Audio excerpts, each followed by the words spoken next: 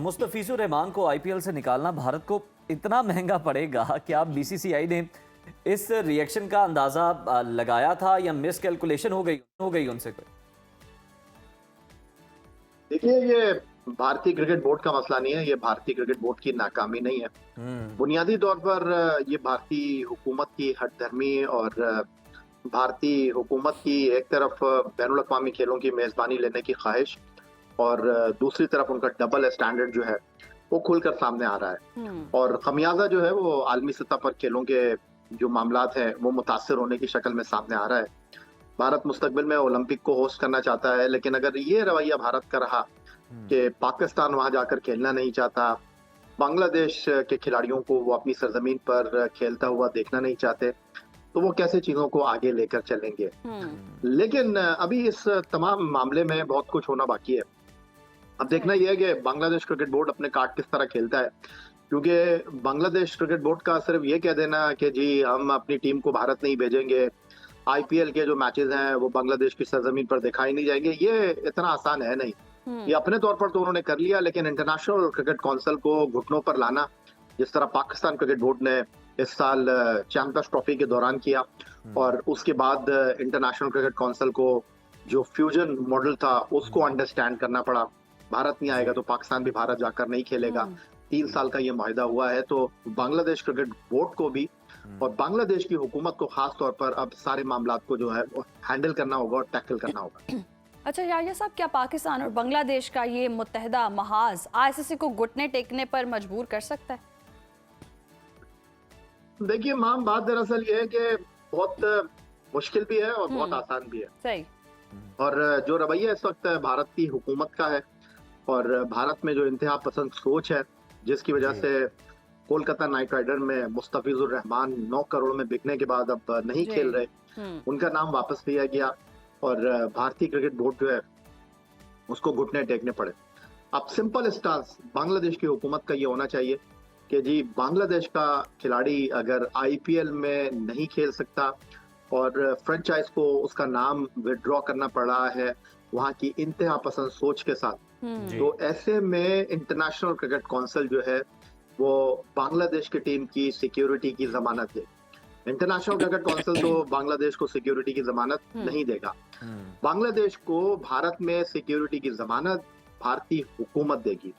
तो अगर भारतीय हुकूमत बांग्लादेश की टीम को भारत में खेलने की सिक्योरिटी जमानत दे रही है, तो फिर बांग्लादेश के बाकी खिलाड़ियों को भी मिलना चाहिए और बांग्लादेश के क्रिकेट बोर्ड को आ जाना चाहिए, इस बात पर डट जाना चाहिए कि जी अगर हमारा एक सिंगल प्लेयर भारत की सरजमीन पर खेलने का रवादार नहीं है, तो ऐसे में हम अपनी टीम को किस बुनियाद पर जो है वो भारत में किस किस सहारे भेजेंगे।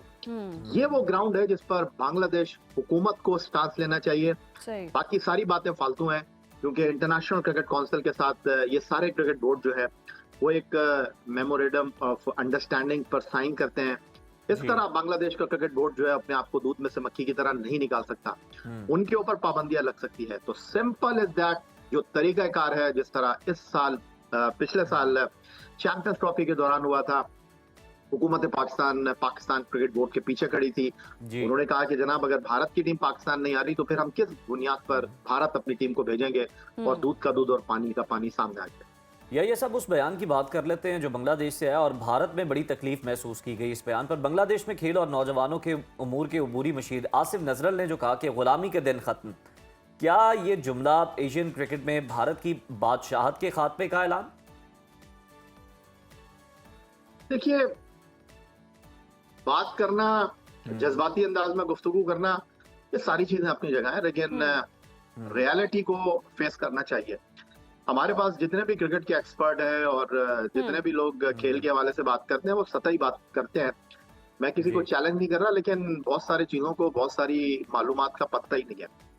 अच्छा। देखिए, जिस अंदाज में सैयद मोहसिन रजा नकवी साहब एशियन क्रिकेट काउंसिल को बतौर सदर चला रहे हैं और उन्होंने जितना मुतहर्रिक रखा है एशियन क्रिकेट काउंसिल को, वो भारत के लिए एक आई ओपनर है। लेकिन उनका एक टाइम है और उस टाइम तक वो एशियन क्रिकेट काउंसिल के सदर रहेंगे।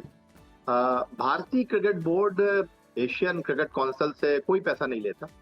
बाकी क्रिकेट बोर्ड जो है वो रेवेन्यू लेते हैं, लेकिन भारतीय क्रिकेट बोर्ड नहीं लेता। और वो कहते हैं कि जो हमारे पैसे हैं वो दूसरे मुल्कों पर आप खर्च करें।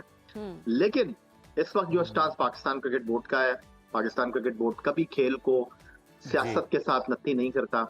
लेकिन अब भारत के बाद पाकिस्तान और अब बांग्लादेश का भारतीय जी। क्रिकेट बोर्ड के सामने खड़ा होना, एशियन क्रिकेट काउंसिल के जो ब्लॉक है उसमें भारत के खिलाफ जो है वो जनाब रिजेंटमेंट जो है वो बढ़ेगी। और डेफिनेटली एशियन क्रिकेट काउंसिल जो है उसमें भारत की लॉबी कमजोर होगी और ये इम्पोर्टेंट चीज है।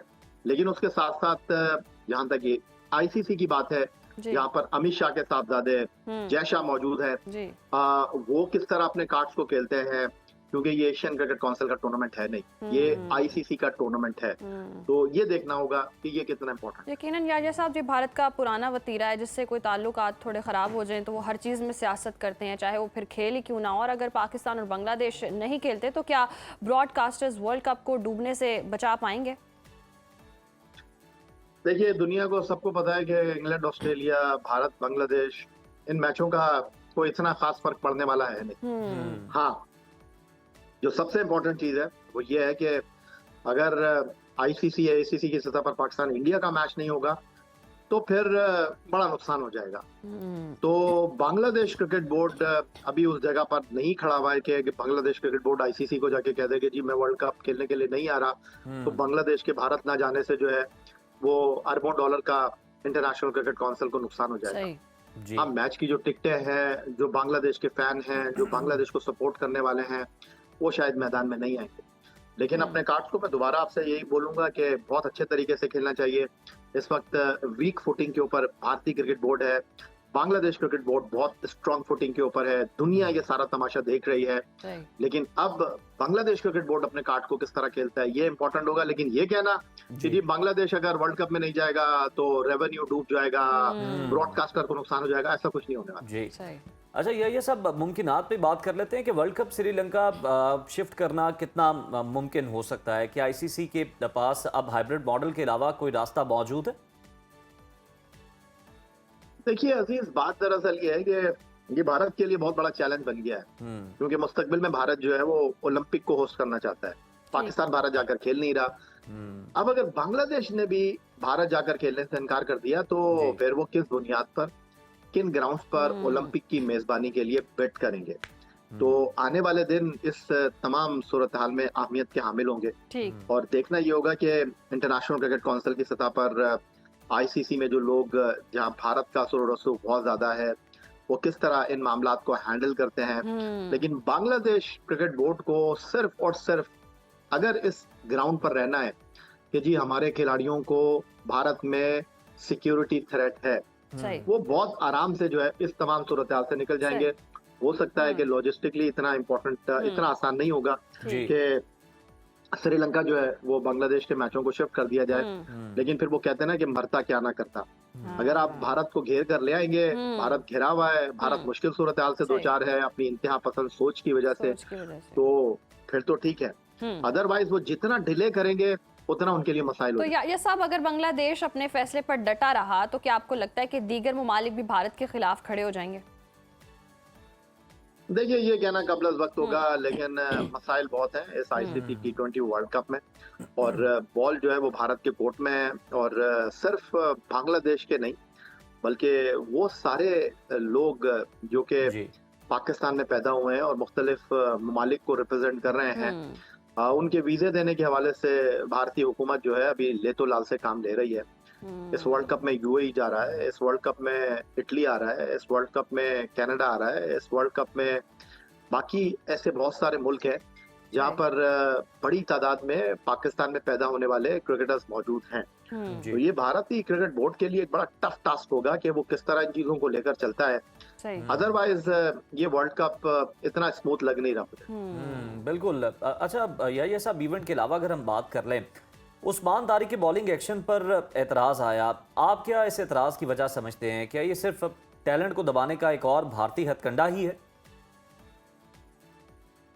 देखिए, उस्मान तारिक जो है वो एक नेचुरल टैलेंट है। पीएसएल में कोयटा ग्लैडिएटर के लिए खेले, बड़ी उम्दा उन्होंने बॉलिंग का मुजाहरा किया। जी। अभी डेजर्ट वाइपर जो कि IL T20 की चैंपियन बनी, IM एमिरेट्स को शिकस्त देने के बाद वहां पर भी उन्होंने बड़ी उम्दा कारकर्दगी का मुजाहरा किया। और इस वक्त जो सबसे ज्यादा शोर हो रहा है वो भारत में ही हो रहा है, सही। उनकी बॉलिंग को लेकर, उनके एक्शन को लेकर। देखिए, शोर करने से, बात करने से अभी बात आगे बढ़ेगी नहीं। अभी इंटरनेशनल क्रिकेट काउंसिल की सतह पर जो अंपायर्स हैं, जो रेफरी हैं, उन्होंने उनको कोई इस हवाले से जो है वो सिग्नल नहीं दिया है। तो जाने दे, और कौन क्या बात करता है उसको रहने दे। सही। बिल्कुल ठीक है। बहुत शुक्रिया आपका सैयद याह्या हुसैनी साहब हमारे साथ मौजूद थे।